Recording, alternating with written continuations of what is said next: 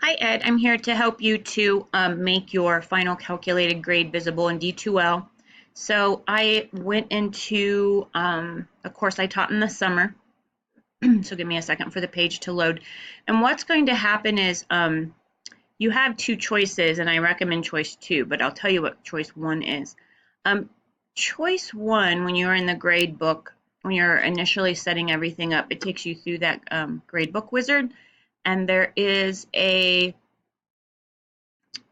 option to release the final calculated grade to students even as you're adding in grades all semester long. So I usually request that to happen there. So you could go back through the setup wizard as long as you change nothing else except for the one thing you need to update, which is to release the final calculated grade. That will work for you. However, I don't recommend that option because it takes you through too many screens. But I want you to know that you can do that next semester when you're setting up your courses. You can do that while you're doing the setup wizard because you have to go through that step every time you get a new D2L shell. The better place to do it, option two, is you notice that I went to grades, I went to progress, I went to grades, and I'm in the enter grades screen, not the manage grades screen. I'm in the enter grades screen. And I want you to pay attention real quick to, here's my students from the summer, their final calculated grade. And notice there's an eyeball next to the grade. And that reveals that the final calculated grade is visible to them all semester long.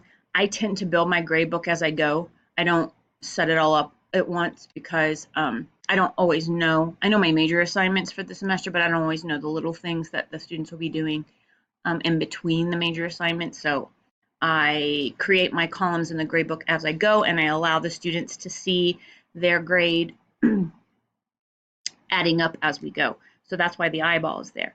To change that, you're going to click on this arrow down, the view actions for final calculated grade, and you're going to go to grade all. And I know this seems really sort of weird and counterintuitive, but this is where you can do it a little more quickly than going through that setup wizard again. So when I chose final grades, grade all, you'll notice that there is a release, unrelease button here. And you'll see that my students already have this column released to them. That's where that eyeball was there to make it visible.